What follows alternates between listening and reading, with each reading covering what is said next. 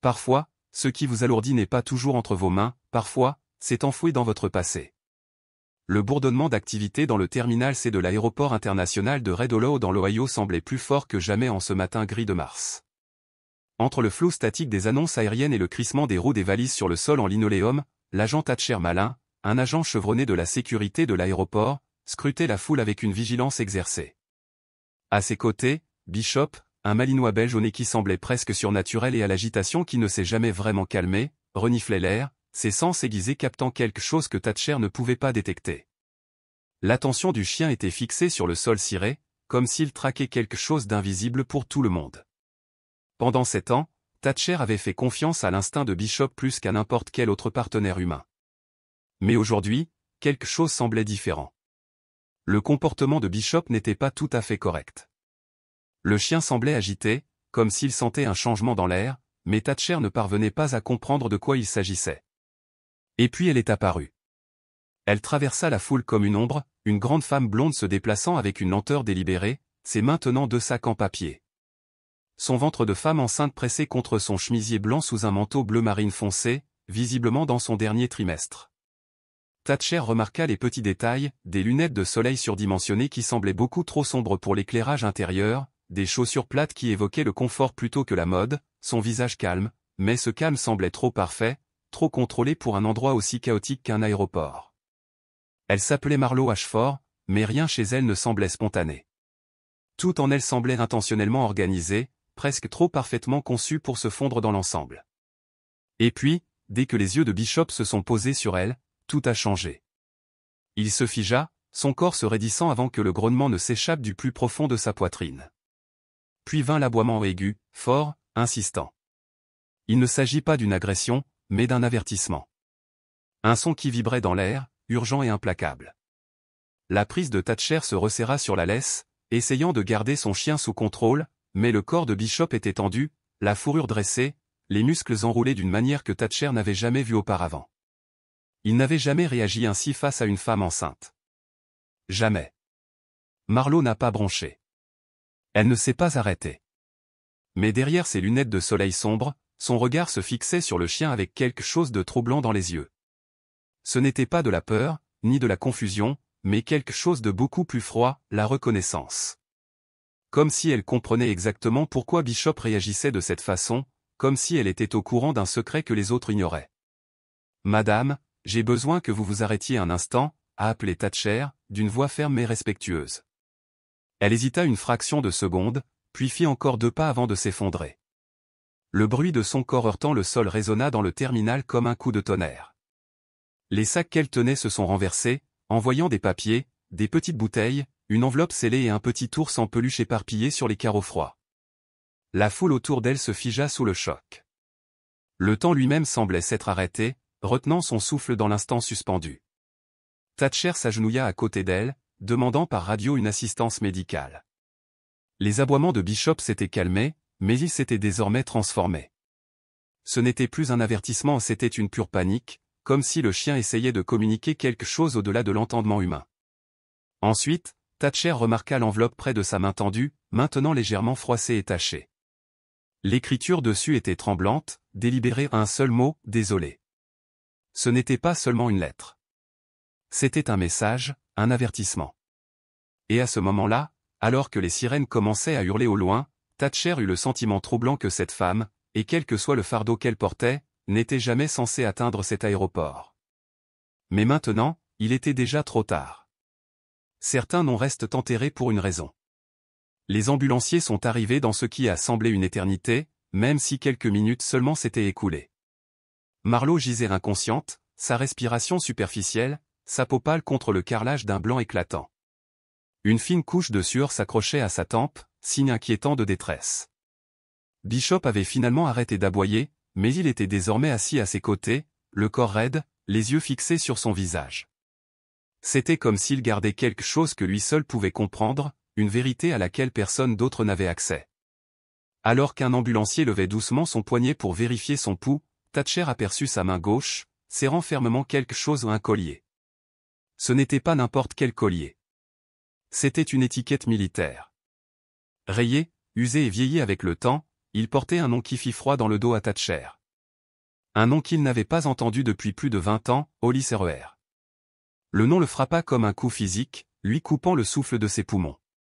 Des souvenirs de guerre revenaient, la chaleur, le sable, les bruits des coups de feu résonnaient dans ses oreilles.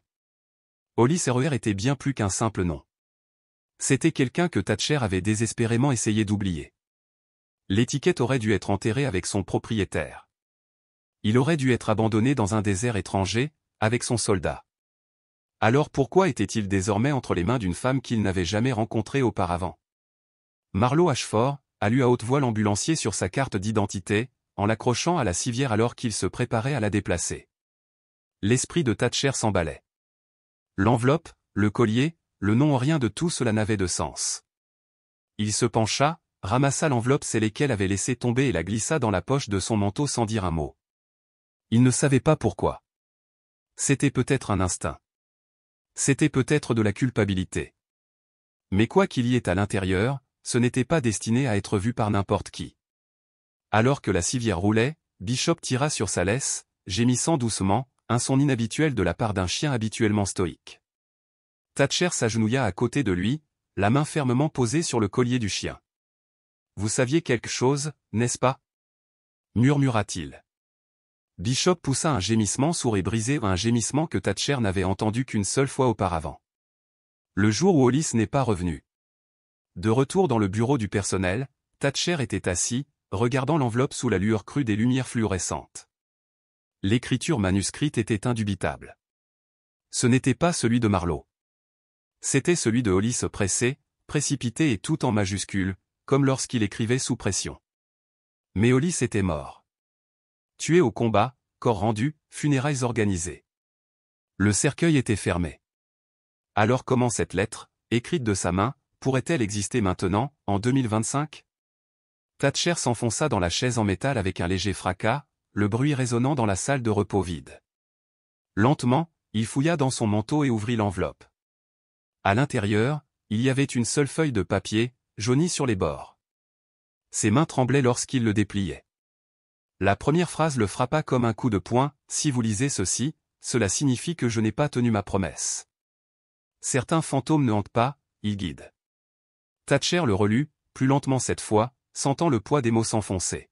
« Si vous lisez ceci, cela signifie que je n'ai pas tenu ma promesse. » Son cœur battait à tout rompre, sa poitrine se serrait à cause de la vérité à laquelle il n'était pas encore prêt à affronter.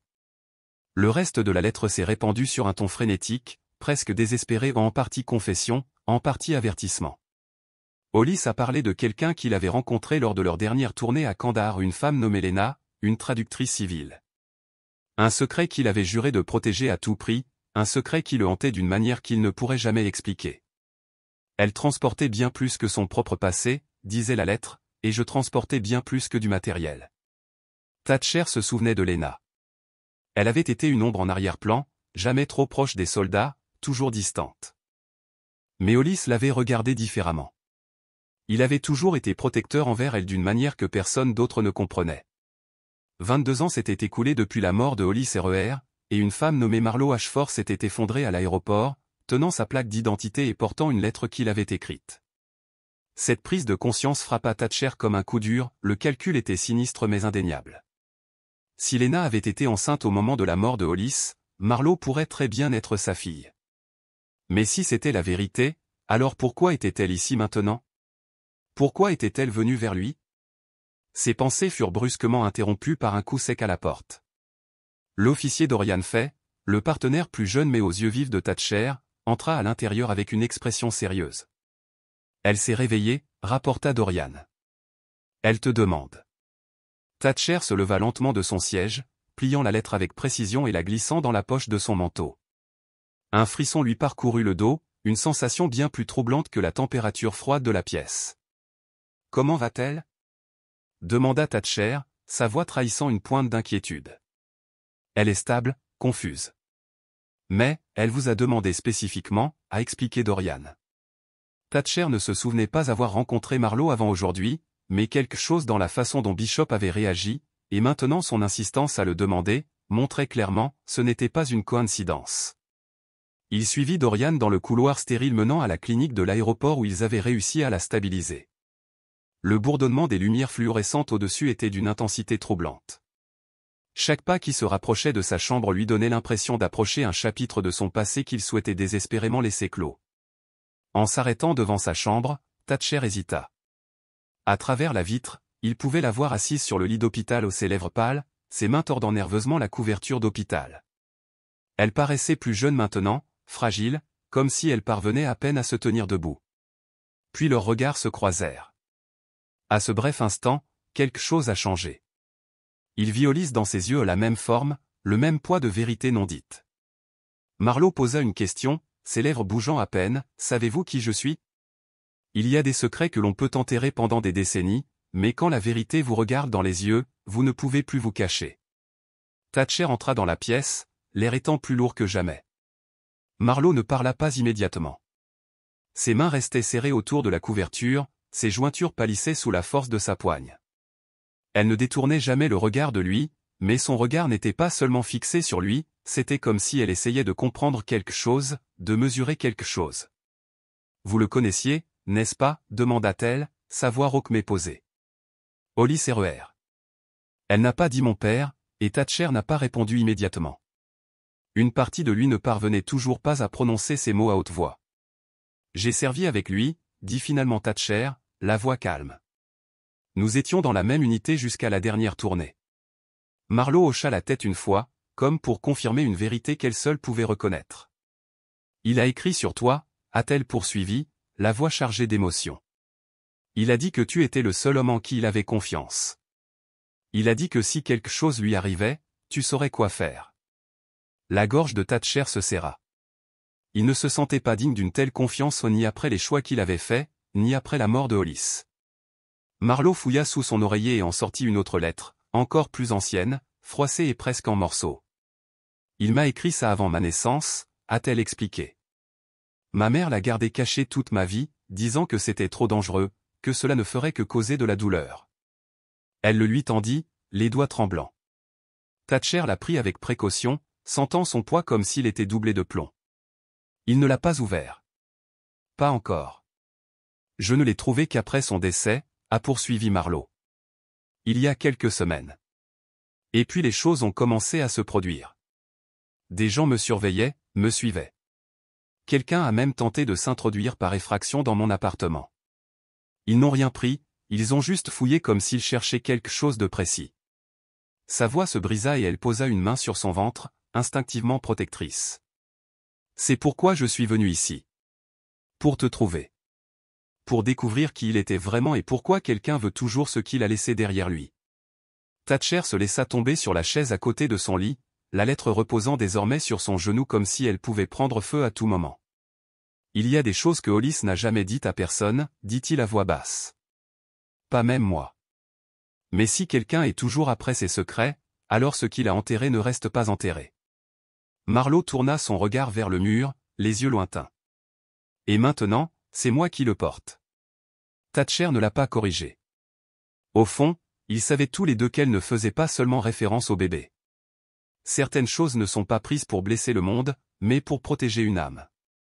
Cette nuit-là, Thatcher était assis seul dans son appartement, la lettre de Marlowe toujours fermée sur la table devant lui.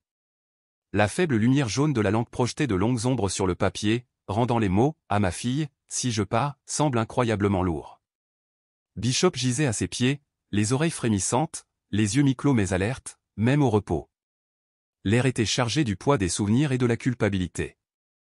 Il y avait des choses dont Thatcher se souvenait de sa dernière mission avec Hollis, des choses que personne d'autre n'était censé savoir, des choses qui hantaient ses cauchemars depuis plus de 2 décennies.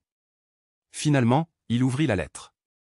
L'écriture de Hollis, tremblante et précipitée, s'étalait sur la page comme un homme courant contre la montre.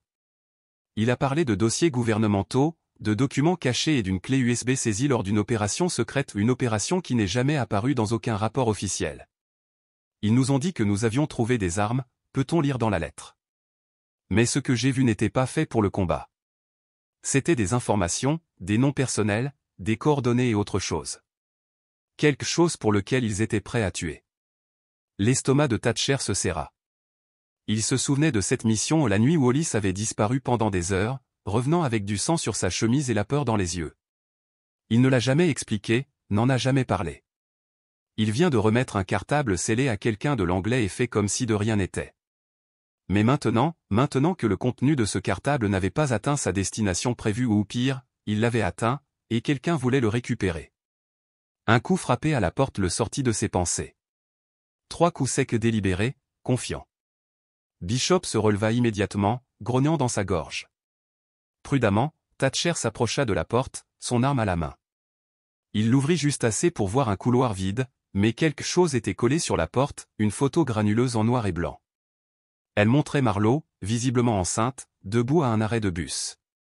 Au verso, un seul message tapé, « Tu n'es pas le seul à avoir reçu la lettre ». Le sang de Thatcher s'est glacé. Il ne s'agissait plus seulement de Marlowe. Quelqu'un d'autre avait reçu le même avertissement, la même information, et il la surveillait. Cela signifiait qu'elle n'était pas en sécurité ni à l'aéroport, ni à la clinique, ni nulle part. Il se tourna vers Bishop. « Prends ton gilet », marmonna-t-il.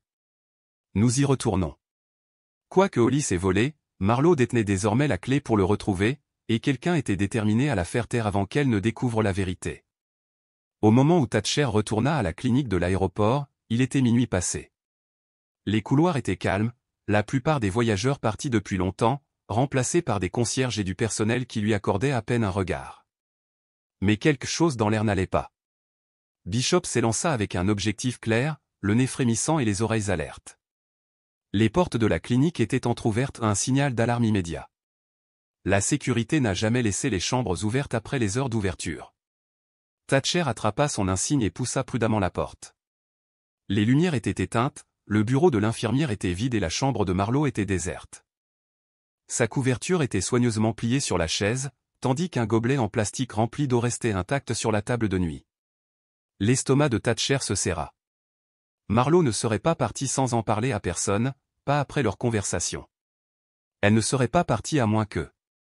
Il se tourna vers Bishop, qui était obsédé par quelque chose et reniflait furieusement la bouche d'aération. Puis vint le grognement, sourd et menaçant. Quelqu'un était venu ici récemment, et quel que soit ce soit, il s'était assuré que Marlowe ne resterait pas. Son téléphone sonna dans sa poche, le numéro était inconnu. Il a répondu. Il y eut un silence pendant un moment avant qu'une voix masculine déformée, calme et délibérée, ne traverse le calme.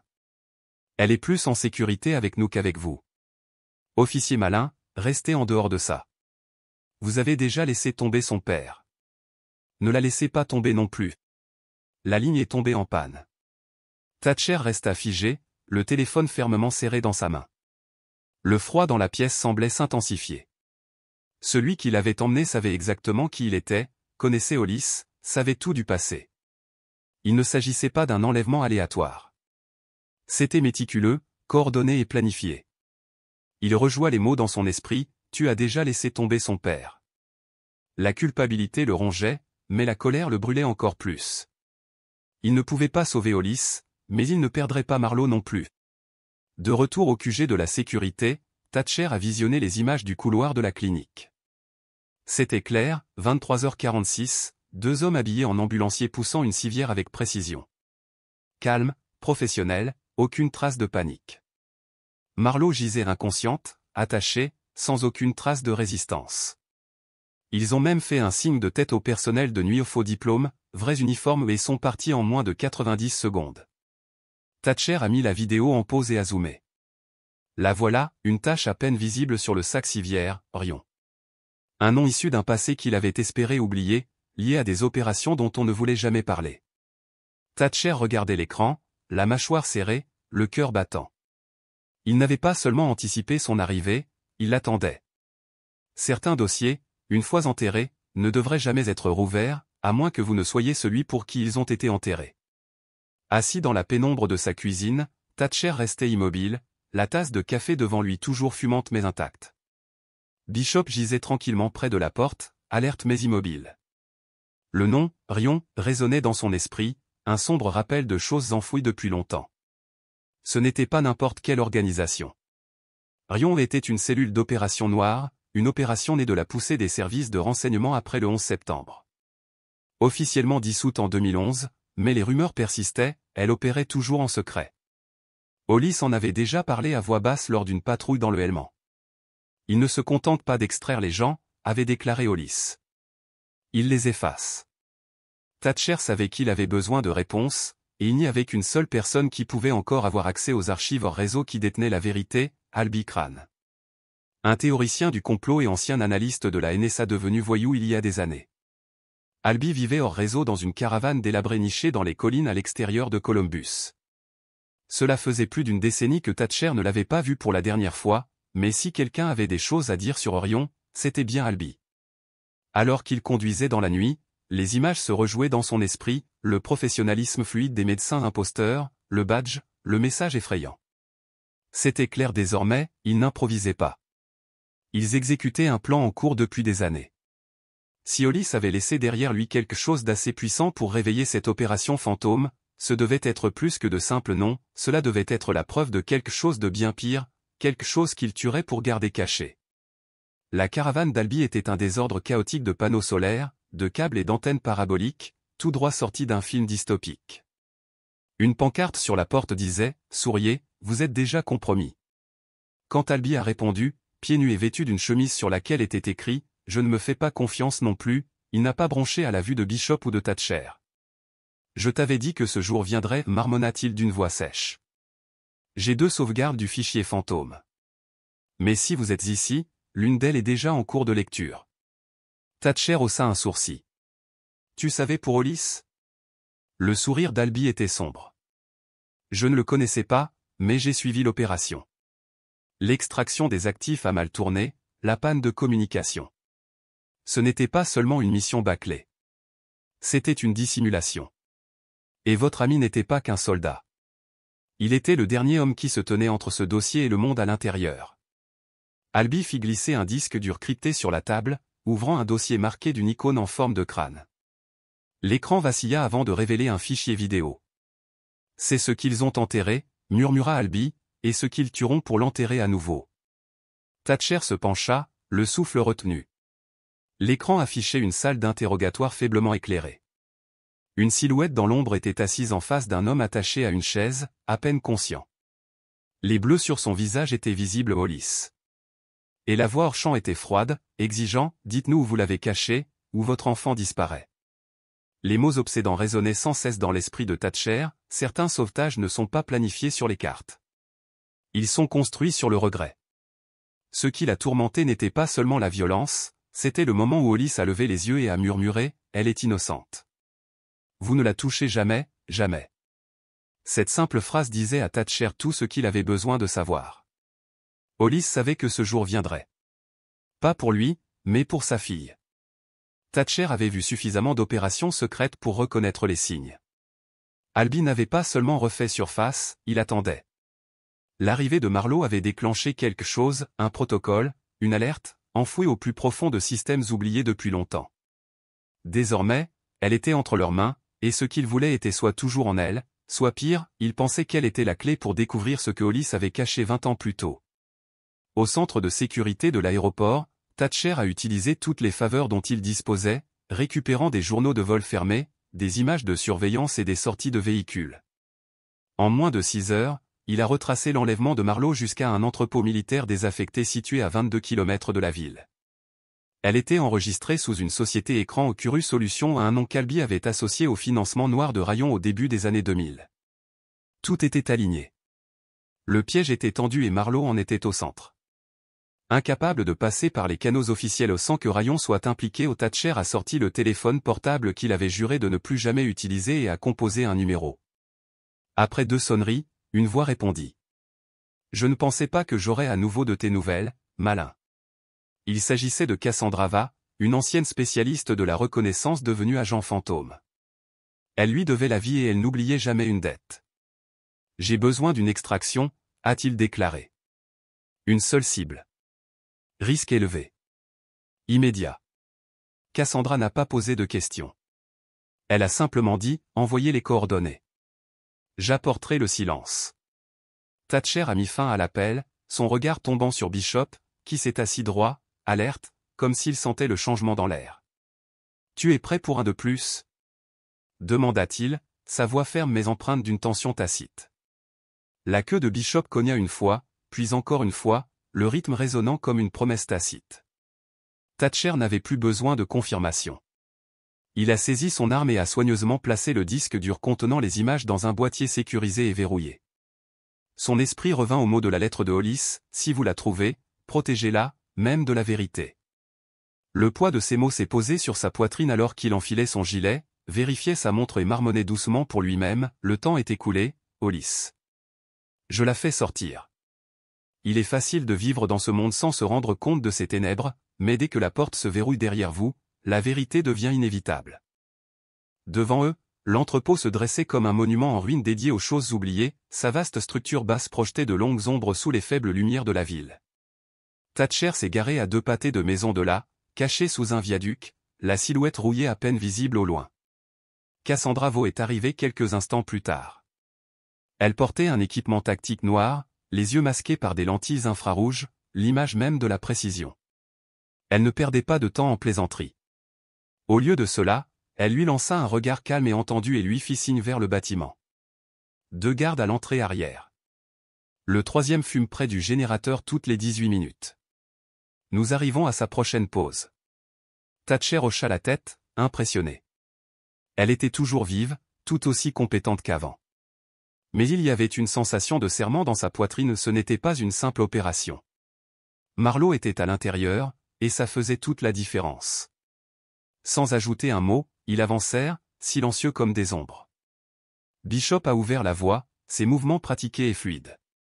À 2h13 précises, comme Cassandra l'avait prédit, le 3e gardien a pris une pause cigarette. Ils se sont glissés à travers un panneau latéral, longtemps forcés et laissés pourrir par celui qui l'avait vérifié en dernier lieu. L'air à l'intérieur sentait l'huile, le métal et le genre de vieillissement qui ne vient qu'avec la négligence. Les couloirs étroits étaient encombrés de caisses, indéfinissables et banalisées. La lampe de poche de Thatcher les a balayés, ne révélant que de la poussière et des serrures rouillées. Puis, un son faible ou une voix faible, incontestablement féminine. Ils suivirent le son, se faufilant dans le labyrinthe sombre jusqu'à atteindre une pièce verrouillée, dotée d'une seule petite fenêtre. À l'intérieur, Marlowe était assise, enchaînée à une chaise, ses cheveux emmêlés et ses lèvres craquelées, mais ses yeux s'illuminèrent à l'instant où ils entraient en contact. Le cœur de Thatcher se serra. Elle essaya de parler, mais sa voix dépassait à peine le murmure. Alors que Cassandra actionnait la serrure, Bishop grogna doucement, un avertissement. « Attendez » murmura Thatcher. Lentement, il se retourna, tous ses instincts à vif. Des pas. 2 hommes armés. L'un portait un silencieux, l'autre une matraque paralysante. « Éloignez-vous de la porte » dit l'homme le plus grand, sa voix calme et répétée. « Tu n'étais pas censé la retrouver aussitôt. » La réponse de Thatcher a été rapide et sans hésitation. Et pourtant, nous y sommes. En un clin d'œil, Cassandra laissa tomber le premier garde d'un tir précis dans la jambe, tandis que Bishop se jeta sur le second, lui faisant tomber le bâton des mains. Thatcher n'a pas perdu de temps, s'est attaqué à l'homme plus grand et l'a projeté contre une caisse à proximité. Le combat fut rapide, brutal et terminé en quelques secondes. Le silence s'abattit sur l'entrepôt, lourd et oppressant. Ils ont libéré Marlowe.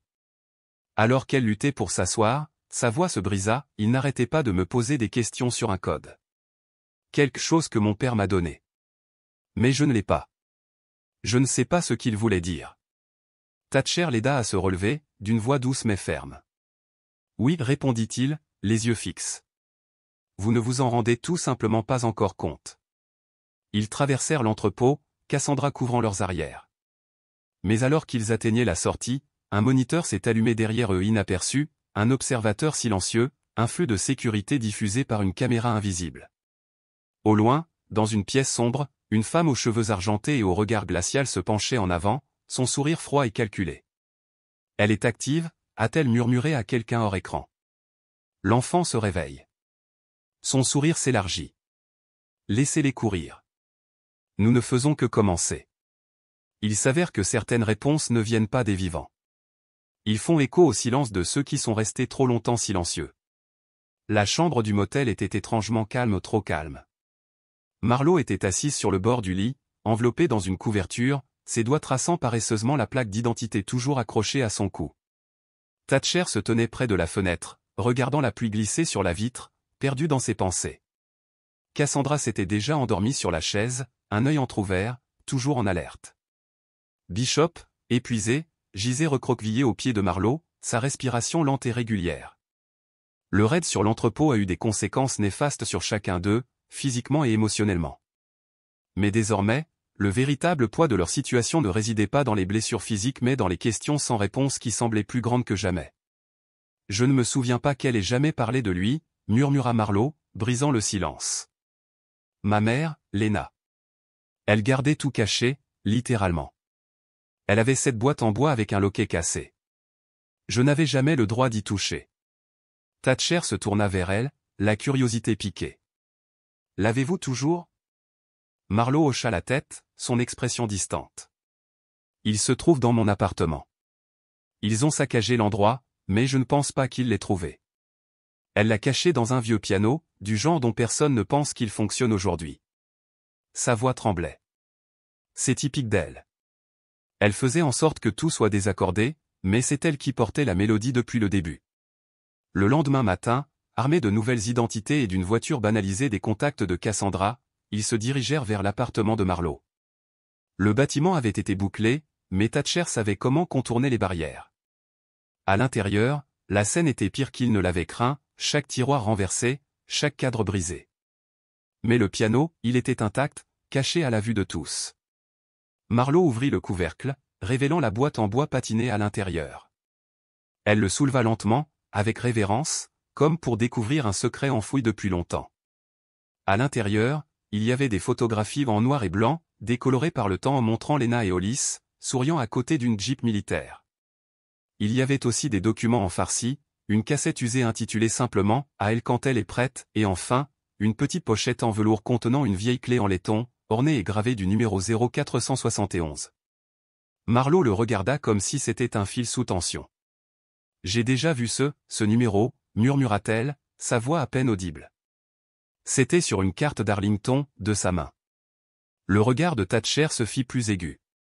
Ce n'est pas seulement une clé. C'est un emplacement, un coffre-fort. De retour au motel, ils ont joué la cassette. La voix de Lena, plus âgée que celle dont Marlowe se souvenait, remplit la pièce au plus lente, plus délibérée qu'auparavant. Si tu entends ça, c'est que tu es en danger, et je suis désolé.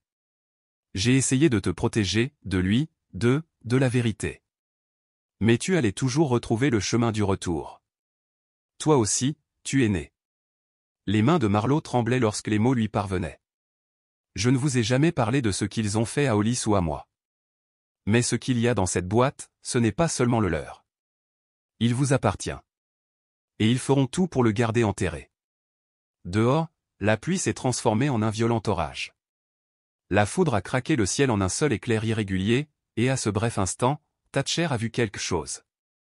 Un chiffre. Regardez. Il se leva instantanément. Ils nous ont trouvés. Les yeux de Cassandra s'ouvrirent, ses instincts s'activèrent. Bishop grogna, bas et menaçant, et Marlowe murmura, comme si la vérité avait enfin fait surface, il n'a jamais été question du dossier. Il s'agissait toujours de moi. Certaines vérités ne rentrent pas parfaitement dans une boîte. Ils brisent tout autour d'eux. Le train pour Arlington avançait dans un silence pesant, le bourdonnement rythmé des voix à peine audibles sous le poids de ceux qui l'attendaient. Marlowe était assise entre Thatcher et Cassandra, serrant fermement la clé dans sa main comme une bouée de sauvetage, une ancre silencieuse au milieu de l'incertitude. Bishop gisait immobile sous le siège, son immobilité troublante, comme s'il sentait lui aussi le poids de leur mission et la destination inconnue vers laquelle il se dirigeait. Aucun d'eux ne parlait beaucoup. L'air était rempli d'anticipation, de peur et de questions tacites qui persistaient dans les espaces qui les séparaient, des questions sans réponse claire. Pour Thatcher, le silence était un champ de bataille. Le calme a réveillé quelque chose au plus profond de lui, une guerre menée non pas avec des armes mais avec des souvenirs auxquels il ne pourrait jamais vraiment échapper. Ils sont arrivés peu après midi. Le ciel au-dessus était d'un gris terne, assorti aux rues froides et en pierre et aux imposants bâtiments fédéraux qui dominaient le quartier historique. La banque dans laquelle ils pénétrèrent était ancienne, construite en granit avec des portes et des gardes en laiton qui semblaient plus cérémoniaux que fonctionnels. À l'intérieur, ils furent accueillis par une réceptionniste qui leva à peine les yeux de son écran jusqu'à ce qu'elle remarque la clé dans la main de Marlowe.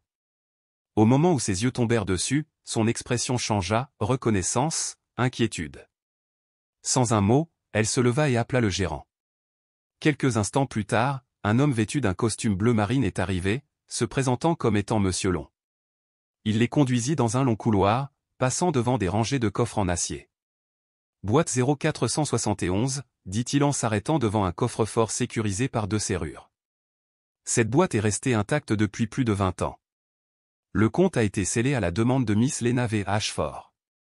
Vous devez être son héritier désigné. Marlowe hocha la tête, sa voix ferme malgré l'agitation intérieure. Je suis.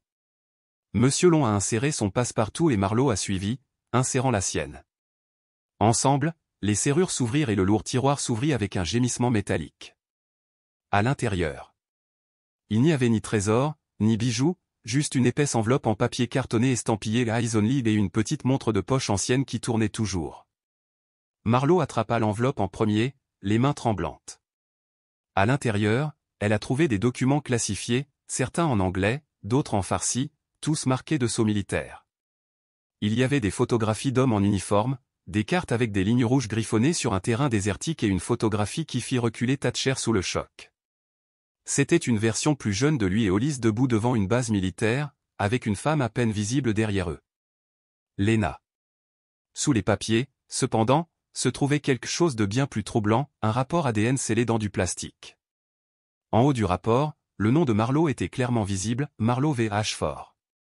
En dessous, surligné en jaune, marqueurs génétiques anormaux détectés. Le sujet correspond au profil du projet Helix. Les yeux de Cassandra se plissèrent. Projet Helix. C'est une biotechnologie de niveau Black Ops. La DARPA l'a lancée dans les années 90 et l'a fermée lorsque trop d'actifs ont disparu. L'estomac de Thatcher se retourna. Êtes-vous en train de dire qu'elle faisait partie d'un programme? La voix de Cassandra se transforma en un murmure. Non. Je dis qu'elle pourrait en être le résultat. Le souffle de Marlowe se bloqua dans sa gorge. La vérité n'était plus un mystère. Sa mère ne l'avait pas seulement protégée des personnes dangereuses, elle l'avait protégée de quelque chose de bien plus horrible, elle-même. Le tic-tac de la montre de poche semblait résonner dans le silence, marquant le moment où le passé et le futur se heurtaient d'une manière qu'il n'aurait jamais pu imaginer. Quoi que je sois, murmura Marlowe, sa voix à peine audible, il le savait avant ma naissance. Le regard de Thatcher passa de Marlowe au dossier. Et ils ne vont pas s'arrêter maintenant. Vous n'avez pas besoin d'un uniforme pour être une arme. Parfois, naître suffit. De retour dans une cachette sécurisée au cœur des bois de Virginie occidentale, un poste de garde forestier abandonné depuis longtemps, l'équipe a disposé les documents sur la table, des cartes, des diagrammes, des mémos codés, plus important encore, les fichiers Helix. Cassandra travaillait avec une précision militaire, scannant chaque page comme si elle pouvait déchiffrer ses secrets cachés. Thatcher se tenait près de la fenêtre, les bras croisés, tandis que Marlowe était assise en silence, le rapport ADN toujours sur ses genoux. La vérité commençait à se dévoiler, mais elle était plus sombre et plus dangereuse qu'aucun d'entre eux ne l'avait imaginé. Finalement, Cassandra rompit le silence en brandissant l'un des documents fanés. Il ne s'agissait pas seulement de recherche génétique, dit-elle lentement. Le projet Helix était une opération officieuse visant à identifier et à manipuler les avantages biologiques hérités, l'intelligence, la force, la mémoire et même la résilience psychologique. Ils n'essayaient pas de créer des super-soldats. Ils essayaient de les reproduire. La voix de Thatcher était basse, presque un murmure. Appairage sélectif. Environnement contrôlé. Surveillance dès la naissance. Cassandra hocha la tête, son expression grave. D'après cela, Lena était soit une volontaire, soit une cible. Elle possédait des marqueurs génétiques qu'il considérait comme essentiels. Elle tourna son regard vers Marlowe et Hollis. Il n'était pas seulement ton père, continua-t-elle, sa voix ferme mais pleine de poids. Il était votre maître, votre protecteur, votre système d'alerte. Marlowe sentit sa poitrine se serrer, ses yeux menaçant de se remplir de larmes retenues, mais elle refusa de les laisser tomber au pas maintenant. Alors ma vie entière était planifiée? Demanda-t-elle, la voix tremblante. Tout? Non, répondit doucement Thatcher. Mais quelqu'un a planifié ce que vous pourriez devenir. Cela ne veut pas dire qu'il doit décider qui vous êtes. Marlowe secoua la tête. Alors pourquoi ai-je l'impression que quelque chose change en moi? Le regard de Cassandra se fit plus aiguisé. Que veux-tu dire par changer? Marlowe hésita, essayant de trouver les mots. Dernièrement, je me souviens de choses que je n'ai jamais vécues, d'endroits où je ne suis jamais allé. J'entends parfois des voix. Pas seulement des pensées. Des souvenirs. Mais ce ne sont pas les miens. La pièce resta immobile, l'air chargé de la prise de conscience tacite que Marlowe ne se contentait pas de se remémorer des souvenirs, elle vivait quelque chose de bien plus profond. Cassandra sortit une page du bas du dossier. Il s'agissait d'une évaluation psychologique intitulée « Sujet 6A ». Il décrivait des empreintes de mémoire partagées, une perception accrue et un lien biologique profond avec les chiens. Cassandra regarda Bishop, qui n'avait pas bougé du côté de Marlowe depuis qu'ils étaient entrés dans la pièce. Le chien lui répondait plus vite qu'à quiconque, presque comme s'il lisait dans ses pensées. Elle n'a pas seulement des traits de caractère, dit lentement Cassandra. Elle a accès. Ils l'ont conçu pour recevoir quelque chose. Thatcher s'assit lourdement, le visage pâle. C'est pourquoi ils ne l'ont pas tuée. Ils ont besoin qu'elle soit consciente. Vivante. Réveillée. Les yeux de Marlowe se tournèrent vers le rapport ADN, puis autour de la pièce. Alors, que se passe-t-il lorsque je me réveille complètement? Personne n'a répondu. Ils ne le savaient pas dehors, dans le vent froid de la forêt, le silence n'était pas paisible. C'était une préparation. Ils ne l'avaient pas simplement créée pour survivre. Ils l'avaient construite pour s'activer. En pleine nuit, Marlowe s'est réveillé, trempé de sueur, son cœur battant si fort qu'il avait l'impression qu'il allait lui déchirer la poitrine. Pendant un instant, elle crut que c'était un autre cauchemar, mais il n'y avait eu aucun rêve, juste une bouffée de chaleur qui inondait son corps, suivie d'un silence si intense qu'il submergeait ses sens. Lentement, elle s'assit sur le bord du lit, les mains tremblantes. La cabine était sombre, seule la faible lueur du feu mourant illuminait la pièce. Thatcher dormait sur le canapé, Cassandra se tenait près de la porte et Bishop ronflait doucement à ses pieds. Tout était calme, mais elle ne l'était pas. Ses sens étaient aiguisés, exacerbés d'une manière qu'elle ne pouvait pas expliquer. Elle pouvait entendre l'électricité bourdonner à travers les murs, le rythme de la respiration de Cassandra à travers la pièce, et même le subtil crépitement du bois dans la cheminée. Alors qu'elle se levait, son corps semblait différent, plus léger mais plus fort, plus équilibré, comme si la gravité s'était déplacée pour s'adapter à elle. Elle se dirigea vers le petit miroir près du lavabo et regarda son reflet. Même visage, mêmes yeux, mais en quelque sorte plus profond, plus net. C'était comme si quelqu'un avait réorienté sa vie, et tout était soudain plus clair, plus vivant. Thatcher remua, clignant 2 fois des yeux, attrapant son arme de poing, mais s'arrêta lorsqu'il la vit immobile, baignée de sueur et de lumière du feu. Marlowe, demanda-t-il doucement, sa voix remplie d'incertitude. Elle se tourna vers lui, son regard calculateur, son expression concentrée plutôt que craintive. Je les ai vus, murmura-t-elle. Je ne sais pas comment, mais je les ai vus, le labo, les murs blancs, ma mère, d'autres. Il y avait d'autres femmes, d'autres enfants. Je les connaissais, mais je ne les ai jamais rencontrés. Cassandra se redressa immédiatement, les yeux écarquillés. Vous avez un rappel de mémoire. Ce n'est pas seulement de l'adrénaline. Quelque chose déclenche des données stockées à long terme, des souvenirs auxquels votre esprit conscient n'a jamais eu accès. Marlowe baissa les yeux sur ses mains, un mélange de confusion et de réalisation traversant son visage. Je ne sais pas ce qui m'arrive, mais cela ne ressemble pas à une dépression. Cela ressemble à un début. Bishop laissa échapper un grognement profond et guttural, non pas un avertissement, mais un signe de reconnaissance, comme si quelque chose en lui comprenait le changement qui se produisait au sein de Marlowe. Leur lien avait toujours été fort, mais il semblait désormais plus profond, presque biologique, comme si leurs instincts s'étaient synchronisés. Le moment était tangible, chargé d'une énergie silencieuse qu'ils pouvaient tous deux ressentir. Puis, un léger bip rompit le silence. Le clignotement doux et régulier de l'ordinateur portable sur la table a attiré l'attention de tout le monde. Cassandra était déjà debout, traversant la pièce d'un mouvement fluide. Cet ordinateur portable n'était connecté à rien, dit-elle d'une voix calme mais confuse. C'est isolé. Mais les clignements des yeux continuaient, implacables, comme si quelque chose hors de leur contrôle se produisait. La lumière clignota 1 fois, puis 2 fois, comme le rythme d'un battement de cœur. L'écran s'est animé, révélant une fenêtre noire avec une seule ligne de texte, protocole Helix, activation de la phase 2 vérifiée. Les mots pulsèrent une fois avant de disparaître dans le néant. Un frisson se répandit dans la pièce. Il savait que cela allait arriver, dit doucement Thatcher, la voix basse et empreinte d'une terreur croissante. Ils attendaient ce moment, attendant qu'elle s'allume. Marlowe recula en trébuchant depuis l'écran, sa voix à peine au-dessus d'un murmure. Je n'ai appuyé sur rien. Je n'ai rien connecté. C'est juste arrivé. Cassandra ferma rapidement l'ordinateur portable, le verrouillant avec précision. C'est parce qu'il n'a jamais été question de contrôle externe, a-t-elle expliqué, d'une voix aiguë et sûre. Le protocole était en vous. Elle se tourna vers Thatcher, son expression se durcissant. Elle diffuse. Vous ne pouvez pas fuir vos créateurs, pas quand ils vous ont construit pour les trouver.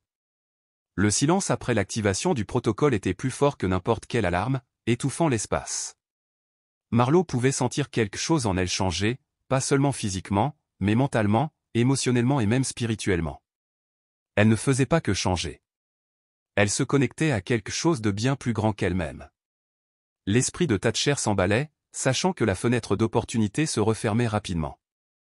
Maintenant que le protocole Helix était actif, ceux qui en étaient à l'origine, les créateurs, seraient en état d'alerte. Il savait qu'elle était en vie, il savait qu'elle était active et il viendrait la chercher. Cassandra avait découvert un nom dans les fichiers trouvés cachés dans le coffre-fort, le docteur Julian Crest, un ancien généticien de la DARPA qui avait été officiellement déclaré mort en 2012 à la suite d'un mystérieux accident de laboratoire. Mais les documents financiers cryptés dépeignent une toute autre histoire. Crest était toujours en vie, tirant des fonds par l'intermédiaire d'une société écran basée en Arizona. Il n'est pas mort, confirma Cassandra, la voix teintée d'incrédulité. Il vient de disparaître derrière les bons papiers. Le regard de Marlowe était fixé sur l'écran, le poids de sa prise de conscience s'imprégnant. S'il a aidé à me créer, alors il me doit la vérité. L'endroit était répertorié comme un centre de réadaptation enfoui au plus profond du désert de l'Arizona, isolé, désolé, enveloppé de sable et d'ombre. Mais les images de surveillance dressaient un tableau bien différent, gardes armés, véhicules banalisés, capteurs thermiques, entrées renforcées. Ce n'est pas une cure de désintoxication, marmonna Thatcher, les yeux plissés. C'est un bunker. Cassandra hocha la tête, préparant déjà leur équipement avec une efficacité rapide. Ensuite, nous entrons comme si c'était une forteresse. Ils ont pénétré dans l'installation juste après minuit, en utilisant un puits de maintenance oublié depuis longtemps et qu'Albi avait découvert dans un plan vieux de 10 ans. À l'intérieur, l'air était froid, stérile et oppressant, avec une lourdeur ancienne, un poids qui semblait murmurer des secrets enfouis. Les murs étaient en béton, l'éclairage minimal, projetant de longues ombres s'étirant. Après avoir parcouru des couloirs étroits et contourné une série de pièges de sécurité, ils atteignirent un laboratoire caché situé au sous-niveau. Et il était là, debout au milieu de la pièce, sa présence presque comme s'il avait attendu. Un homme aux cheveux grisonnants et aux yeux creux. Il n'a pas fui. Il n'a pas paniqué. Au lieu de cela, il leva lentement les mains, comme s'il se rendait. « Tu es en avance, dit-il doucement, son regard se fixant sur Marlowe. Le protocole a été déclenché trop tôt. Thatcher s'avança, son arme pointée avec précision. « Êtes-vous le docteur Crest ?»« Je l'étais, » répondit l'homme, la voix lasse. « Maintenant, je suis juste le dernier à se souvenir de la façon dont elle a été créée. » Marlowe s'avança vers lui, sa voix ferme mais brisée par une émotion qu'elle ne parvenait pas à situer. « Pourquoi ? Pourquoi ma mère ? Pourquoi moi ?» Crest expira lentement, les yeux pleins de tristesse. « Parce qu'elle avait les marqueurs les plus purs, et toi, tu étais notre seul succès. » La réponse restait en suspens comme un aveu discret à une question que personne n'avait osé poser. La voix de Cassandra traversa la tension, aiguë et inflexible. « Quelle question ?» Le regard de Crest passa de Cassandra à Marlowe. Helix n'était pas la fin. Ce n'était que la première étape, un prototype. Vous étiez le seul à avoir survécu au processus. Avant que quiconque puisse réagir, l'installation a été secouée par une violente explosion. Le sol tremblait sous leurs pieds, des lumières rouges clignotaient sur les murs et le hurlement strident des sirènes remplissait l'air. Faille de sécurité détectée. Protocole de confinement lancé, hurla la voix mécanique du système. Crest sourit amèrement. Vous vouliez la vérité, dit-il, la voix pleine de résignation. Maintenant, ils veilleront à ce que vous ne repartiez jamais avec. Ils l'ont construite pour qu'elle soit secrète. Maintenant, elle est leur plus gros handicap. Le couloir fut plongé dans le chaos, les cris des alarmes étouffant tous les autres sons. La poussière tombait du plafond tandis que les portes métalliques se fermaient l'une après l'autre, coupant leurs issues de secours. Cassandra attrapa le bras de Marlowe et la ramena dans le laboratoire. Il ferme les sorties. Nous avons 90 secondes, max. Thatcher croisa les yeux du docteur Crest, son expression se durcissant. Tu viens avec nous. Mais Crest ne bougeait pas. Son visage était devenu cendré. Je n'étais jamais censé quitter cet endroit, dit-il doucement. Mais elle l'était. Marlowe se tenait au milieu du chaos, sa respiration rapide mais son esprit d'un calme troublant. Les flashs de mémoire revinrent, vifs et précis, les plans du complexe, les puits de maintenance, les salles des générateurs. Elle ne se souvenait pas seulement maintenant. Elle accédait à des connaissances, à des ensembles entiers de données qu'elle n'avait jamais étudiées. Instinct, code, mécanisme de survie, elle puisait dans quelque chose qui la dépassait. Il y a un sous-tunnel sous le laboratoire 3, dit-elle soudainement, sa voix pleine de certitude. Cela mène aux anciennes chambres de refroidissement. Cassandra la regarda, les yeux écarquillés d'incrédulité. Comment le sais-tu? Je ne le fais pas, murmura Marlowe. Mais je le fais. Ils se déplaçaient rapidement dans les couloirs, Thatcher ouvrant la voie, Cassandra couvrant l'arrière et Marlowe les guidant à travers le labyrinthe avec une précision étrange. Bishop restait à ses côtés, bougeant avec le même instinct aigu, chaque pas aligné avec le sien. À chaque virage qu'il franchissait, Marlowe avait une longueur d'avance, prédisant les angles de caméra, évitant les capteurs de mouvement et anticipant même les patrouilles de garde.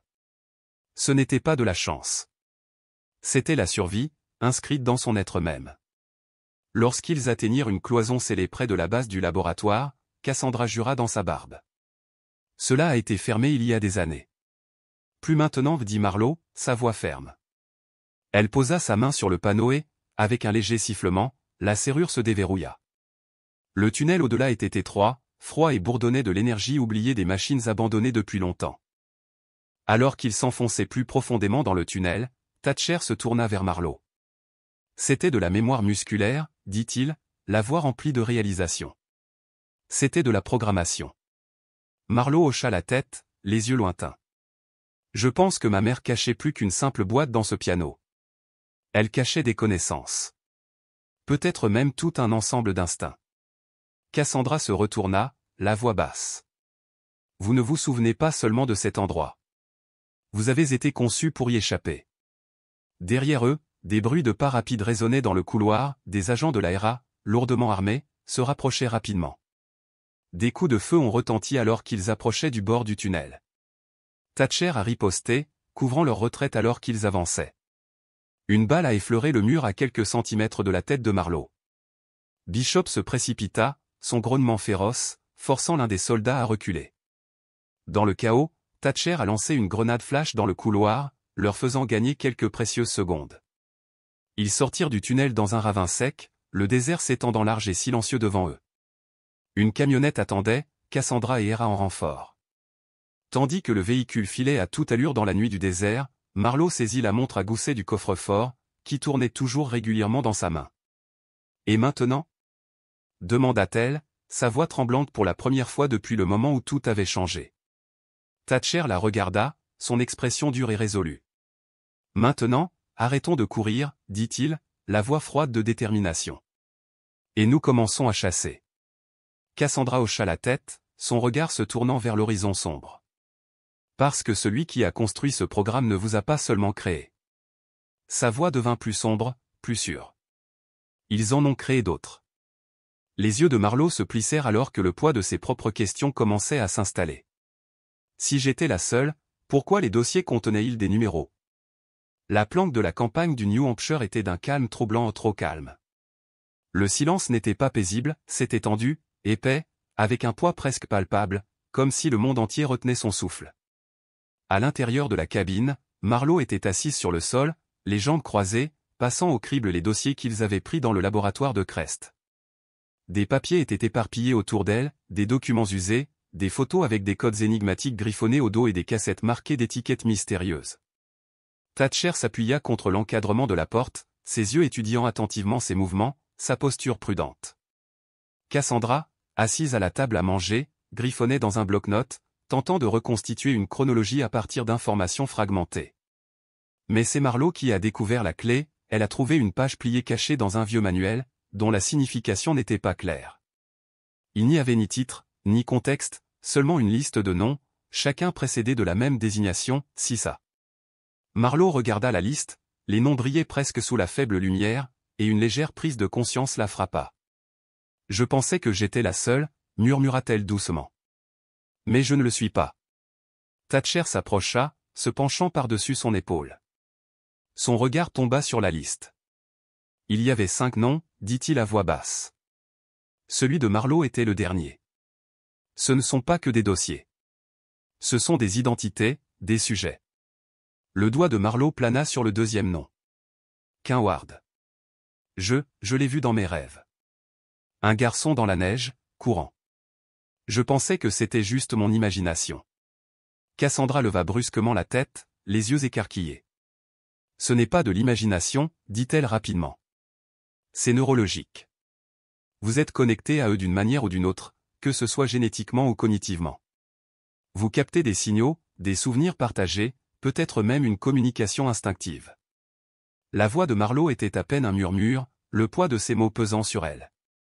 Ils ne nous ont pas seulement créés. Ils nous ont liés. Plus tard dans la soirée, Cassandra a décrypté une clé USB trouvée parmi les journaux. Le contenu était révélateur, une carte clignotante sur l'écran, 5 marqueurs rouges disséminés à travers les États-Unis, chacun correspondant à un nom de la liste. Ce ne sont pas seulement des identités, dit Cassandra, la voix empreinte d'urgence. Voici leurs emplacements, des sujets endormis, probablement pas réveillés. Thatcher se pencha par-dessus son épaule, ses yeux scrutant la carte. Ou déjà activé, suggéra Marlowe, sa voix ferme mais tendue. La carte se reflétait dans ses yeux. Si j'étais déclenché, il pourrait l'être aussi. Ou il pourrait être en danger, tout comme moi. Cassandra hocha gravement la tête. Et s'ils se réveillent, ils ne sauront plus à qui faire confiance, a ajouté Thatcher, la voix empreinte d'inquiétude. Cela les rend soit vulnérables, soit mortels. Marlowe se tourna et se dirigea vers le coin le plus éloigné de la pièce, où une montre de poche provenant du coffre-fort reposait sur une petite table. Elle le ramassa, sentant le tic-tac constant contre sa paume. « Il y a quelque chose dans cette montre, » dit-elle d'une voix douce mais résolue. « Quelque chose qui n'arrête pas d'apparaître dans mes rêves. Je pense que c'est plus que sentimental. Je pense que c'était utilisé pour chronométrer quelque chose. » Cassandra jeta un coup d'œil au code réseau griffonné au bas du rapport ADN de Marlowe. Cette séquence ? Elle correspond à une partie du signal que nous suivons. Cette montre pourrait être réglée sur la balise, songea Thatcher en regardant les deux femmes. Il regarda entre eux, le regard perçant. Êtes-vous en train de dire qu'elle peut les suivre ? Non, répondit doucement Marlowe. Je pense que je peux les sentir. Alors que l'équipe prévoyait d'enquêter sur le sujet le plus proche de la liste, la carte cligna à nouveau. L'un des marqueurs rouges s'est légèrement déplacé, se déplaçant vers les forêts enneigées de l'Oregon. En pleine nuit, un adolescent s'est redressé dans son lit, le nez saignant et le souffle court. Il regarda le plafond comme si quelqu'un venait de l'appeler par son nom. Il essuya le sang avec ses doigts tremblants et murmura « Marlowe ». Il ne connaissait pas son nom, mais à ce moment-là, il avait l'impression de l'avoir toujours attendu. La ville de Silver Pine, dans l'Oregon, était le genre d'endroit que les gens oublient, un village calme et isolé entouré d'une forêt dense et enseveli sous la neige une grande partie de l'année. Quinward y avait passé toute sa vie, élevé par un entrepreneur militaire à la retraite qui prétendait être son oncle. L'homme était strict, solitaire et évitait toujours de parler des parents de Cain. Chaque fois que Cain posait la question, la réponse était toujours la même, ils étaient perdus dans le service. Mais Cain n'avait jamais cru à cette histoire, pas entièrement. Parce que parfois, dans le calme de la nuit, il entendait des voix dans ses rêves. Et parfois, dans ses rêves, il la voyait. La même fille, toujours, cheveux blonds, yeux sombres, forte mais terrifiée. Parfois elle était dans un laboratoire, parfois elle courait. Cain ne savait pas qui elle était, mais chaque fois qu'il se réveillait de ses rêves, ses mains tremblaient, sa poitrine lui faisait mal et son nez saignait. Il a arrêté de parler de ses rêves à son oncle après que l'homme ait brûlé une photo que Cain avait dessinée du visage de la jeune fille. « Tu n'as pas été fait pour te souvenir », avait dit son oncle d'une voix froide. Ces mots hantaient Cain plus que les rêves eux-mêmes. Ce matin-là, après son rêve le plus vivant à ce jour, Cain a ressenti quelque chose de différent, comme si un interrupteur avait été actionné en lui. Cette fois, la jeune fille avait murmuré un nom. Marlo. Lorsqu'il se réveilla, la vieille horloge du couloir, qui n'avait pas été touchée depuis des années, tournait à nouveau. Il ne savait pas pourquoi, mais cela lui faisait plus peur qu'autre chose. Poussé par un sentiment qu'il ne parvenait pas à expliquer, Cain descendit au sous-sol et s'approcha du vieux coffre que son oncle lui avait toujours prévenu de ne jamais ouvrir. Quelque chose au plus profond de lui disait que désormais, il avait le droit. À l'intérieur du coffre, il a trouvé des dossiers médicaux, des dizaines. Certains avec son nom, d'autres marqués de code comme 6 à 02. Un dossier contenait une photo de lui à l'âge de 5 ans, connecté à des machines. Un autre a montré son sang au microscope. Sujet adaptatif Elix, Ward. Ses mains se mirent à trembler. Il n'a pas été adopté. Il n'était pas orphelin. Il a été créé. Qualifié. Gardé sous surveillance constante. Sa vie entière avait été contrôlée, et maintenant, les murs qu'il avait retenus commençaient à s'effondrer. À ce moment-là, le bruit des pneus craquant sur la neige dehors parvint à ses oreilles. Son oncle était rentré tôt. Cain attrapa les dossiers, les fourra dans son sac à dos et sortit par la fenêtre arrière. Il ne savait pas où il allait, seulement que quelque chose en lui le tirait vers elle. Le nom Marlo résonnait dans son esprit, comme une balise qui l'appelait. De retour dans la cabane du New Hampshire, Marlo était assise près du feu, regardant la carte avec 5 points clignotants. L'un d'eux venait de déménager. Ses yeux s'ouvrirent et elle murmura, « Il est réveillé. » Thatcher leva les yeux de la table. « Cain ?» Marlo hocha lentement la tête. « Il court. » Cassandra entra de l'extérieur, la neige craquant sous ses bottes. « Alors nous ferions mieux de le trouver avant eux. Certaines rencontres ne sont pas le fruit du hasard. Ils sont inscrits dans votre sang. » La neige tombait abondamment dans le nord de la Pennsylvanie alors que l'équipe traversait les frontières de l'État à bord du SUV noir modifié que Cassandra avait équipé pour échapper à la surveillance. Marlo était assise sur la banquette arrière, les yeux fixés sur le tracker clignotant de l'ordinateur portable à côté d'elle. L'un des points rouges se déplaçait d'abord de manière irrégulière, puis régulièrement vers l'est. Quartier Cain. Elle ne savait pas comment elle pouvait le ressentir, mais c'était indéniable, une sorte de résonance au plus profond de sa poitrine, comme si sa présence alignait quelque chose en elle. « Il a peur, murmura-t-elle, sa voix à peine au-dessus d'un murmure. Mais il ne me fuit pas. Il court vers moi. » Cassandra la regarda à travers le rétroviseur, une lueur de compréhension traversant ses traits. « Le lien entre vous deux devient plus fort. Si la conception Helix incluait une fréquence neuronale partagée, plus vous vous rapprochez, plus vous deviendrez connectés. » Thatcher, assise à côté de Cassandra, n'aimait pas cette phrase. Alors, que se passe-t-il quand ils se réveillent tous? Cassandra soupira profondément, son souffle étant un brouillard dans l'air froid. Alors l'expérience est en direct. Et on ne sait pas ce que cela signifie pour aucun d'entre nous. Marlo baissa les yeux sur ses mains, sentant leur calme constant. Il ne tremblait plus. En fait, plus elle puisait profondément dans cette connexion, plus elle se sentait en contrôle comme si le chaos qui l'entourait aiguisait son esprit plutôt que de la briser. Elle ne s'effondrait pas. Elle se mettait en place. Pendant ce temps, au fond des bois enneigés près de Scranton, Cain marchait péniblement dans la neige jusqu'aux genoux. Les dossiers dans son sac à dos semblaient plus lourds à chaque pas, non pas à cause de leur poids physique, mais à cause du poids qu'il portait sur son âme. Sa respiration était saccadée, sa peau engourdie par le froid, mais quelque chose le poussait toujours à avancer. Il ne savait pas ce qu'il attendait, seulement cette retraite signifiait l'effacement, un destin pire que la mort. Derrière lui, le doux grondement des pneus sur la neige semblait inquiétant, un véhicule noir, se déplaçant lentement, délibérément, sans phare. Il ne le cherchait pas. Il le traquait. Soudain, la voix de Marlo brisa le silence dans la voiture. Ils l'ont trouvé. La tête de Thatcher se retourna. Où? Je ne sais pas, répondit-elle, la voix teintée d'urgence. Ses yeux étaient écarquillés avec un mélange d'effroi et de détermination. Mais il est en danger. Je peux le sentir dans ma tête, comme une pression qui monte derrière mes yeux. Le pied de Cassandra appuya sur l'accélérateur. Alors nous n'attendons pas les coordonnées. Nous bougeons maintenant. Plus tard dans la nuit, Cain tomba sur un ruisseau gelé, ses pieds glissant sur la glace. Depuis l'ombre, une voix cria. Viens, active contrôlé à froid 6 à 02. Halt.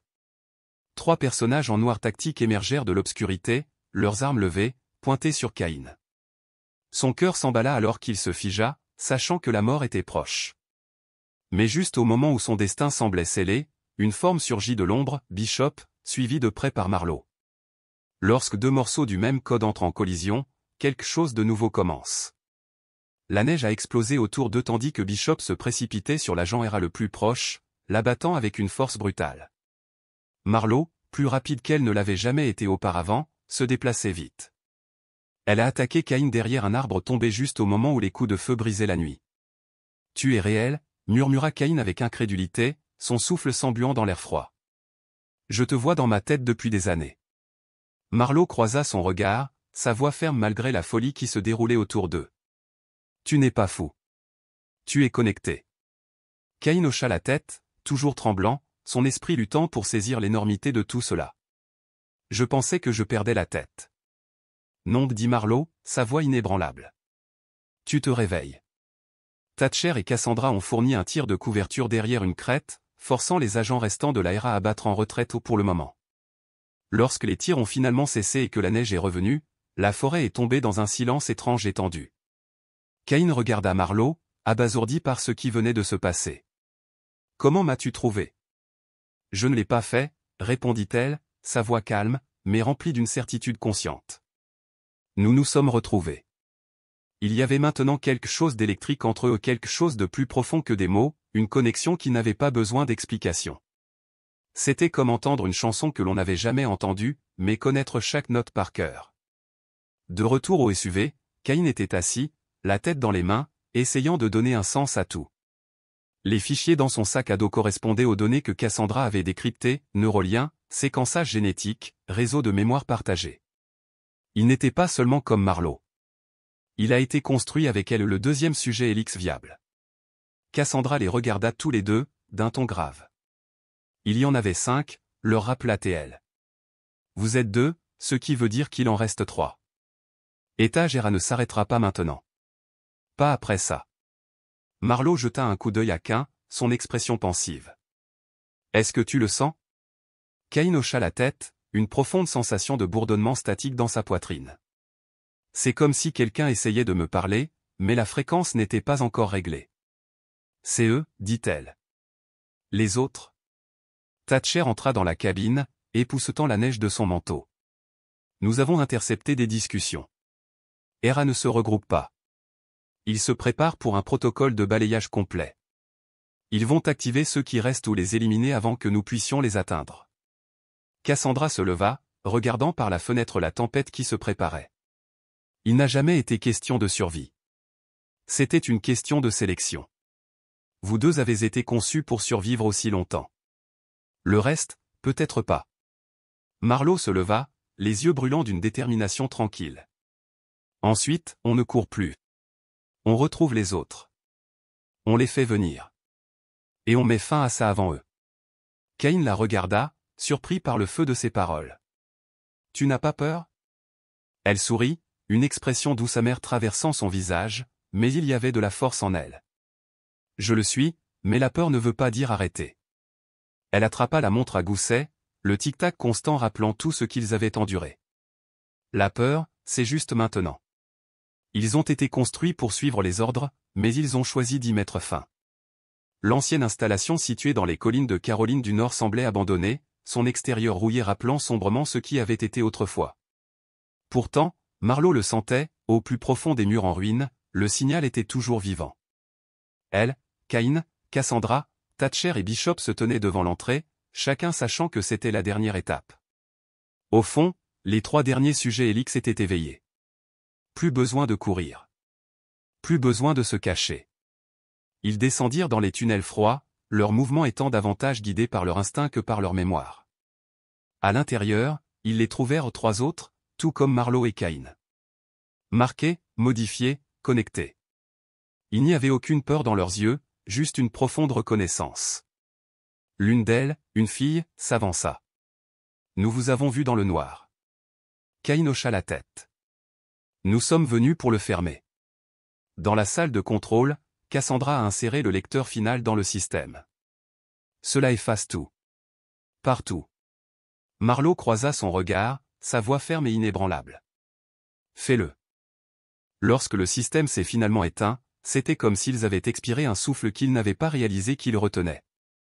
Les serveurs se sont arrêtés, les codes ont disparu et le bourdonnement qui les avait suivis toute leur vie a cessé. À sa place, c'était le silence. Et la paix. Pour la première fois, ils n'étaient ni des atouts ni des sujets. Ils étaient simplement vivants. Humains. Dehors, le soleil commença à se lever sur les arbres, éclairant les installations en ruine derrière eux. Cain se tourna vers Marlowe, un doux sourire aux lèvres. C'est fini. Elle secoua la tête, une lueur de détermination dans les yeux. Non, ça ne fait que commencer. Nous mettons fin à ce qu'ils ont commencé ou pour tout le monde comme nous. Plus de secrets. Plus de contrôle. Juste le choix ou la seule chose qu'Elix n'avait jamais autorisée. Tandis qu'il s'éloignait, Marlowe tenait la montre à gousset dans sa main, le tic-tac régulier emplissant la voiture silencieuse. Une voix résonnait faiblement dans son esprit, la voix de sa mère, douce et sûre. Vous n'êtes pas fait pour obéir. Vous êtes fait pour choisir. Et tandis que la lumière baignait son visage, Marlowe ferma les yeux. Pour la première fois de sa vie, elle se sentait libre.